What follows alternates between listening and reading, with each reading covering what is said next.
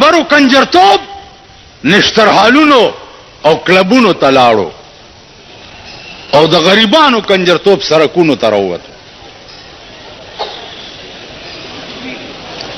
یو ته مې غوړځوي زمونږ علاقه کې وادو نو بینډ ور سره او دا سرو جامو والا بینډ وروته چې دا سرکاري دي که پرایویټ دي نو اورځي هلکه دا ولي ان یاره چې څوک هلکان دي دا هلکان ستا په ښځه واچوم د سپي بچیا مولیان اوس د لور د واده کارډ چاپ کوي مولیان راشي چې په دواګانو رسخت کوي غریبه کمزورې ده داسې سنډاګیله یې ورکړې ده جومات تم چې هڼ استاد راشي نو او چڼیا تا په ښځه همدا چڼی واچو جومات ته جرجې چڼیا دا کوزی ولې نه دی غوړېدلی دا جومات ولې ګنده دی په تا ستندر پریوتی دی خو تی صفا که کنه ته څه په ګرنیټ لګېدلی جومات ته راننوځي او خیرنو جارو راوال او جاروی که کنه پخوا به ګیر خریلو په دې موټر سایکل ښځې ګرځولي اوس ګیرې والی په ما چې هلته تېرېږي نو موټر سایکل روکي ښځې ته ما هم ښایي چې دا دی ستاسو دشمن نا یو ته چې زه وښودم نو هغه ورته مۍ ورکې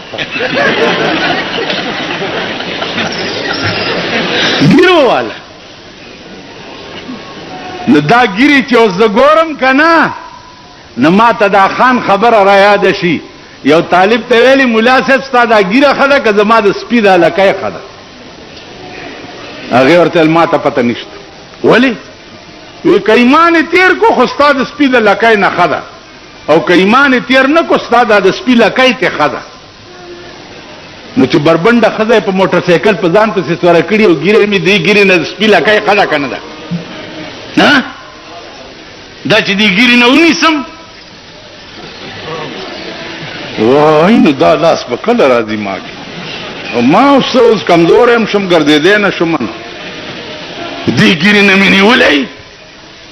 ورته یم څنګه چل دی او دا ښځه یې راته ولاړی هغه ورځ یو بزرګ را سره ناست و نو یو خان راغی نه دس وی خان را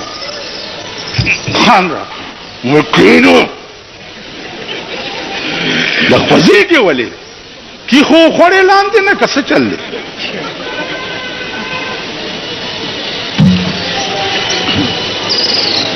دا عادت به مونږ نه کله وځي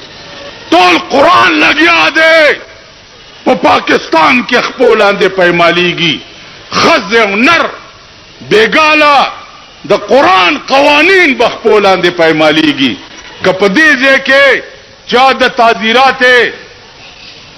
پاکستان د دفع خلاف ورزي وکړه پولیس به نیسي که نه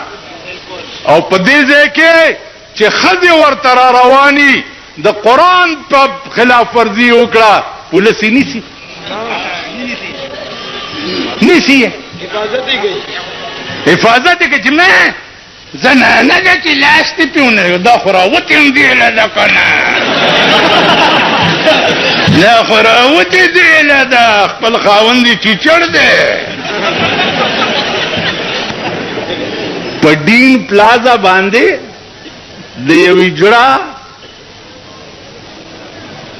د پلاستیکو یو ګوډای جوړه کړې ده په ډین پلازا نو هغه د ابله ورځ راسې دا کوي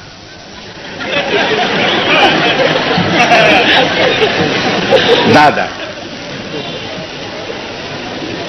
نو هغه پلاستیک ګوډای چې مې بله ورځ ولیده اوس چې د دې کلو نه کوم هلکان پرونه راسې را روان دي او نن را روان و نن بېګاله به تشریف پېښور ته راوړي نو هغې ځان سره په ډېټسنو کې ډمان کېنولی دي او مغه چل ورته هلکان هم کوي د مور وادم دی دویم میړه ته ودیږي